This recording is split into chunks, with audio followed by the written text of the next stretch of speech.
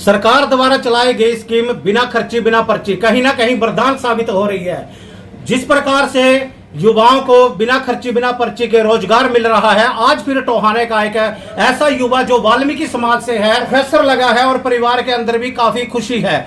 तो आइए आप देख सकते हैं तस्वीरों में किस प्रकार से जो परिवार है और जो रिश्तेदार है, जो यार दोस्त हैं, वो किस प्रकार से बधाई देने के लिए यहाँ पर तांता लगा हुआ है।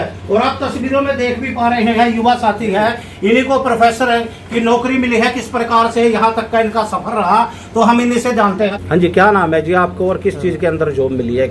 मेरा नाम कनौज है। मेरे को अभी चौधरी चरण सिंह हरियाणा एग्रीकल्चर यूनिवर्सिटी के अंदर असिस्टेंट एग्रोनॉमिस्ट के पोस्ट के लिए सिलेक्शन हुआ है, जिसके लिए मैंने अभी 10 तारीख को ही ज्वाइन किया है। कैसा लग रहा है आपको? अभी बहुत अच्छा लग रहा है, क्योंकि जिस चीज़ के लिए स्टार्टिंग से प्रिपरेशन की हो, अगर आपको वो चीज़ मिल जाए तो एक अच्छा तो लगता ही है। ये श्रेय किसे देना चाहेंगे आपको? ये श्रेय तो अभी मेरे पेरेंट्स को, समाज को और मेरे टीचर्स हैं जिन्होंने मेरे को इतना गाइड किया, मेरे सीनियर्स हैं, उन सभी को। परिवार का क्या सहयोग रहा?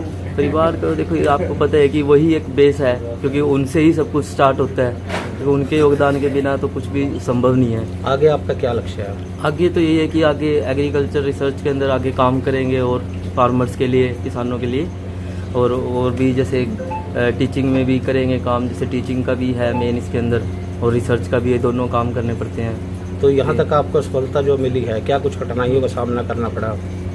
ये तो ये कि देखो, एक तो मेन तो गाइडेंस का ही है कि ठीक है, भी मेरे को काफ़ी लोगों से जैसे पूछना पड़ा। तो कई बार ये था कि कई बार कुछ पता नहीं होता था, तो कई बार टाइम के बाद एक पता चल पाता था। लेकिन ये था कि बहुत सहयोग रहा सभी का। तो सरकार द्वारा जो स्कीम चलाई गई बिना खर्ची बिना पर्ची, वो किस प्रकार से सत्य साबित होती हुई नजर आती है? हाँ जी, वो बिल्कुल सत्य है। तो आपका कोई पैसा, कोई से मंत्री संतरी की भी आपके उन्होंने सपोर्ट करवाई है? नहीं, ऐसा तो कुछ नहीं है। तो किस प्रकार से ये सफलता हासिल हुई? नहीं, एकदम से तो क्या, लेकिन जैसे ये था कि स्टार्टिंग से मैं प्रिपरेशन कर रहा था इसके लिए। जैसे ग्रेजुएशन से मैंने मतलब कि एक ICR JRF का एग्ज़ाम होता है, उसके जो मेरे स्पेसिफिक डिपार्टमेंट जिसमें मेरी अभी सिलेक्शन हुआ है, उसके लिए मैंने प्रिपरेशन स्टार्ट करी थी। जब मैं मेरे BSc में था, प्री फाइनल ईयर में था, तब से मतलब प्रिपरेशन स्टार्ट की थी ICR JRF के लिए। तो उसके थ्रू फिर मैंने MSc की, मेरी MPUT उदयपुर से, वहाँ से 2 साल। तो वहाँ से करने के बाद फिर दोबारा मैंने PhD में यहाँ पे एडमिशन लिया HAU के अंदर। और यहाँ पे फिर जैसे जो सीनियर्स और टीचर्स ने जो गाइड किया इस डायरेक्शन में, फिर उनसे गाइडेंस लेके इस डायरेक्शन में कंटिन्यूस आगे करता रहा। अब कहाँ जॉब लगी आपकी और किस चीज़ की पोस्ट मिली आपको? अभी मेरे को असिस्टेंट एग्रोनॉमिस्ट की पोस्ट मिली है, फॉरेस्ट सेक्शन के अंदर, department of genetics and plant breeding, college of agriculture Hisar. आगे क्या करना चाहते हो? आगे इसके अंदर जो फर्दर एग्रीकल्चर रिसर्च के अंदर जाएंगे, आगे काम करेंगे इसके अंदर फार्मर्स के लिए।